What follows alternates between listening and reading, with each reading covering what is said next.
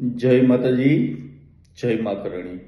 હું જયદેવસિંહ જાડેજા, શ્રી રાજપૂત કરણી સેના મોરબી જિલ્લા અધ્યક્ષ.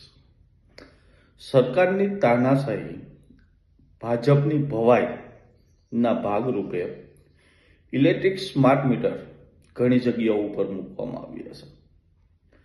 આ ઇલેક્ટ્રિક સ્માર્ટ મીટર સાહેબ જ્યાં મહિને 300નું બિલ આવતું હતું એ લોકોને અત્યારે 2000નું થી પણ વિશેષ લાઇટ બિલ આવવા માંડ્યું.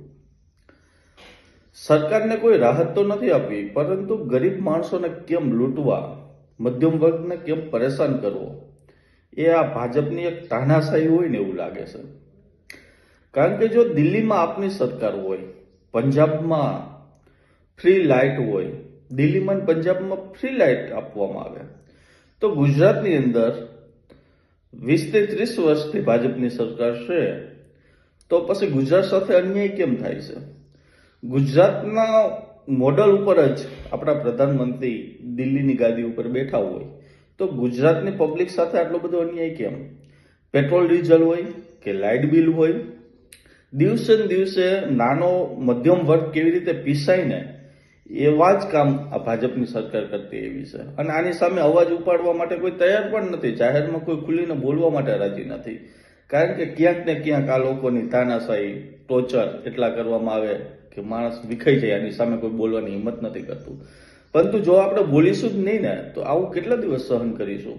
છેલ્લા 2-3 દિવસથી હું ન્યૂઝમાં વિડીયો ને બધું જોઉં છું કે એમાં ઘણા બધા લેડીઝો, જેન્ટ્સ, ભાઈઓ બધા જીએબીની ઓફિસે ધક્કા ખાઈ લાઈનમાં ઊભા હોય છે કે ભાઈ અમારે 200 રૂપિયાનું બિલ આવતું છે, બિલ 2000 રૂપિયા સુધીનું થઈ ગયું.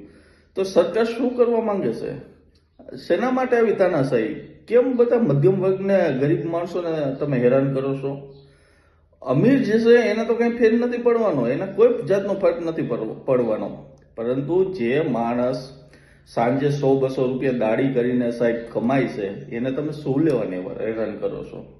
હું મારા વિડીયોના માધ્યમથી ગુજરાત સરકારને જણાવવા માંગુ છું કે આ જે તમારી તાનાશાહી છે, જીએબી દ્વારા જે સ્માર્ટ મીટર મૂકવામાં આવ્યા છે, એ મીટર પાછા ખેંચો અથવા તો ગરીબોને રાહત થાય ને એવું કરો. અને અમારી એક જ માંગ છે અત્યારે તો કે જો દિલ્હીમાં, પંજાબમાં, બીજી બધી જગ્યાએ ફ્રી લાઇટ હોય, લાઇટ બિલ ફ્રી કરતા હોય, તો ગુજરાતમાં ભાજપની સરકાર કેમ ન કરે? મેં એ પણ જોયું હતું કે પંજાબની અંદર ચૂંટણી વખતે આપણા કેન્દ્રીય ગૃહમંત્રી અમિતભાઈ શાહ અહીંયા ભાષણમાં કહેતા હતા, પબ્લિકને વચનો આપતા હતા કે જો અમારી સરકાર આવશે તો અમે 0 લાઇટ બિલ કરીશું, ફ્રી લાઇટ બિલ કરીશું. તો સાહેબ ગુજરાતમાં તો તમે 20-25 વર્ષથી ચૂંટાવશો, તમારી સરકાર છે, તો ગુજરાતની પબ્લિકે શું ગુનો કર્યો છે? તમે ફ્રી લાઇટ બિલ કરવું તો એક બાજુ, તમે સ્માર્ટ મીટર મૂકીને શું કરવા માંગો છો? સરકારને હું એક વાત કહેવા માંગુ છું કે ગુજરાત સરકાર, ભાજપ સરકારને વિનંતી કરવા માંગુ છું કે આવનારા સમયમાં આ સ્માર્ટ મીટર કઢાવો અથવા લાઇટ બિલ 0 કરાવો. અમારી એક જ માંગ છે કે ગુજરાતની અંદર પાણી હોય, ઇલેક્ટ્રિક હોય, શિક્ષણ હોય, આ બધું ફ્રી કરો. આ નેતાઓને ફ્રી મળે તો આ ગરીબ માણસો શું ગુનો કર્યો છે? લાઇટ બિલ ફ્રી કરો, લાઇટ બિલ 0 કરો. તમે બીજા રાજ્યની અંદર બીજા બધા આપતા હોય તો તમે શું લેવાના તાનાશાહી કરો છો?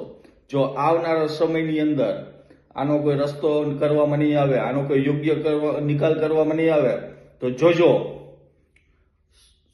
સમસ્ત બધા લોકો રોડ રસ્તા ઉપર ઉતરશે અને એક નવા આંદોલનની શરૂઆત થશે, જે તમે ભૂલતા નહીં. એટલા માટે ગરીબ માણસોને હેરાન કરવાનું રહેવા દો.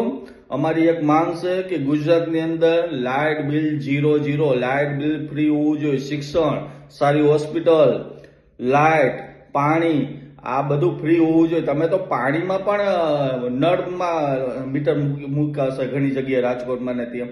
એટલે શું તમે કરવા માંગો છો? માણસની જીવન જરૂરિયાત વસ્તુ હોય ને ફ્રી આપો. આવનારા સમયમાં જો આ સ્માર્ટ મીટરનો કોઈ રસ્તો નહીં થાય અને જો લાઇટ બિલ ફ્રી કરવામાં નહીં આવે ગુજરાતની અંદર, તો એક નવા આંદોલનની શરૂઆત થશે.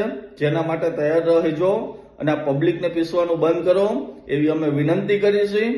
તો હું સરકારને આ વિડીયોના માધ્યમથી કહેવા માંગુ છું કે જેમ બને એમ તાત્કાલિક ધોરણે પબ્લિકને રાહત થાય એ માટે ગુજરાતની અંદર લાઇટ બિલ 0 હોવું જોઈએ, ફ્રી લાઇટ આપો.